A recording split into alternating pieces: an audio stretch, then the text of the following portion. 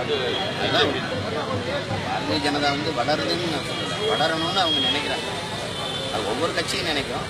அது இந்திய அளவில் தனக்கு அதிகாரம் இருக்கிறதுனால அந்த பெருத்த அதிகாரத்தை வச்சு ஒவ்வொரு மாநிலத்தையும் ஆக்கிரமித்து தன்னுடைய வேலை கொண்டணும்னு நினைக்கிறாங்க. கர்நாடகா வரைக்கும் வந்துட்டாங்க. ஆந்திரா, கேரளா, தமிழ்நாடு, புதுச்சேரி இந்த மாநிலங்களில் தன்னுடைய அதிகாரத்தை கொண்டு வரணும்னு நினைக்கிறாங்க. அதுக்கு அம்மையார் ஜெயலலிதா இல்லாத அந்த வெற்றிடத்தை பயன்படுத்திக்கிட்டு அவங்களே சொல்கிறாங்க பாருங்க. நம்ம சொன்னபோது அவங்க நம்பலாம். ஆனால் சுப்பிரமணிய சாமியே சொல்கிறார், இன்னைக்கு தந்தி டிவியிலே பேட்டியில் சொல்லியிருக்காரு.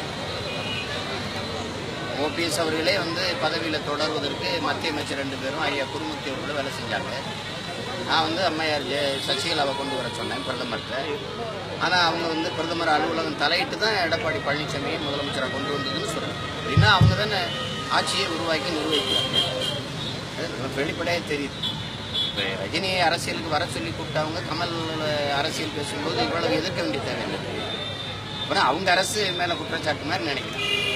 அதிமுக ஆட்சி, அதன் கட்சி, அது ஊழல் கட்சி. ஊழல் செஞ்சவங்க தலைவர் தண்டிக்கப்பட்டிருக்காங்க, பொதுச் செயலாளர் சிறையில் இருக்கிறாங்க. அப்படிங்கும்போது குடியரசுத் தலைவர் தேர்தலில் ஊழல் கட்சி, ஊழல்வாதிகளுடைய ஓட்டு மட்டும் எங்க இருக்காங்க? உங்க ஓட்டு வேணாம் சொல்லி நேர்மையாளர்கள் தானே. நீ திருடி சம்பாரிச்ச காசுல எனக்கு சோறு வேணாம் நீங்க சொல்லிருக்கணும்ல. அப்ப அதான நேர்மை.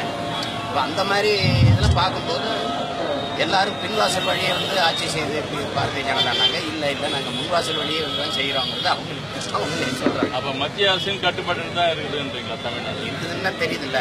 எடப்பாடி பழனிசாமி சொல்கிறார், மத்திய அரசையும் மத்திய அமைச்சர்களையும் விமர்சிக்காதீங்கன்னு பேசுகிறாரு. அப்படின்னா அவங்க அரசு நான் சொல்றதை விடுங்க, அவங்க கட்சியில் இருக்க மூத்த தலைவர் ஐயா சுப்பிரமணிய சாமி சொல்றாரு. அப்புறம் இன்னொன்று சார், ரஜினிகாந்த் வந்து தமிழன் தான் தமிழ்நாட்டு ஆளுநர் நீங்கள் சொல்லிடுறீங்க.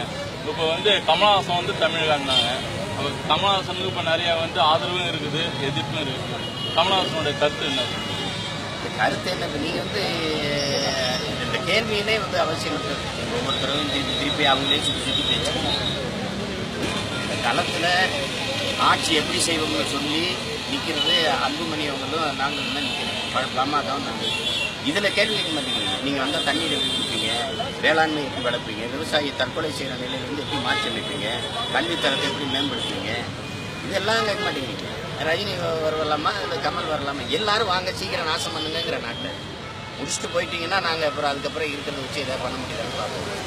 திரும்ப அதுக்குள்ளே சுற்றிட்டு இருக்கீங்க. நீங்கள் செய்தி ஊடகங்கள் பொறுத்து போச்சு, உங்களுக்கு செய்தி இல்லை. அதனால இதையே சுற்றி செஞ்சுட்டீங்க. 100 நாளைக்கு மேலே கதிராமங்கலத்துலையும் அங்கே நெடுவாசல்லையும் போராட்டம் நடக்குது. அதை பேசலை. ஒரு குண்டறிக்கை கொடுத்ததுக்காக ஒரு தங்கச்சி மேலே குண்டா சட்டம் பாய்ச்சி உள்ளே போட்டு படிக்கிறது வந்து அதை விமர்சிக்கல. அப்போ எதை நோக்கி நீங்கள் போகிறீங்க? நாளைக்கு விஜய் வருவார், அவரை சுற்றி 1 மாதம் ஓடுவீங்க. அதுக்கப்புறம் விசாரணை வருவார், அவரை சுற்றி 1 மாதம் ஓடுவீங்க. அது கேட்கறதுக்கு ஏற்ற செய்தியை கொண்டு போகிறதுக்கு எவ்வளவோ செய்திகள் இருக்குது. இதில் ஒன்றும் இல்லை. நாங்கள் தமிழர் தான் நாட்டை ஆடணுங்கிறது எங்கள் தத்துவம் முடியும். இதை யாரும் எதிர்க்க முடியாது. எதிர்க்கிற பற்றி எங்களுக்கு கவலை கிடையாது. புதுச்சேரியில் ஒரு அரசியல் குழப்பம் நடந்தது. அது வந்து கவனிச்சு கொண்டு தான் இருக்கிறோம். ஏன்னா இந்த மாதிரி குழப்பத்தை விளைவிக்கணும்னு தான் மத்தியில் ஆளுகிற பாரதிய ஜனதா அரசு அவங்க ஆளுநரை போட்டுக்காங்க. துணை ஆளுநரை அம்மையார் தேர்ந்தெடுத்து அவங்க காங்கிரஸ் ஆட்சி நல்லபடியாக நடந்து நற்பேர் வந்துருச்சுன்னா பாரதிய ஜனதா இங்கே பேர் ஒன்ற முடியாது, வளர முடியாது. அதனால அதுக்கு இடையூறு செய்கிறது தான் அதை கொண்டு வந்து இப்போ நியமன சட்டமன்ற உறுப்பினர்லாம் போடப்பட்டது அப்படிதான். இந்த நியமனம்ங்கிறதே நான் எதிர்க்கிறேன். ஏன்னா மக்களை சந்தித்து மக்கள்கிட்ட நின்று மக்கள் நன்மதிப்பை பெற்று மக்கள் செல்வாக்கு பெற்று வெற்றி அடையாத ஒருவருக்கு எதிர்ப்பு பதவி. அதனால அது அவசியமற்றது. அதுக்கு ஆளுகிற காங்கிரஸ் கட்சி, அதுக்கு எதிராக இருக்கிறது பாரதிய ஜனதா. காங்கிரஸுக்கு நற்பேர் வடாமல் பார்த்துக்கிறது தான் பாரதிய ஜனதாவின் கொள்கை. அது செய்யும்.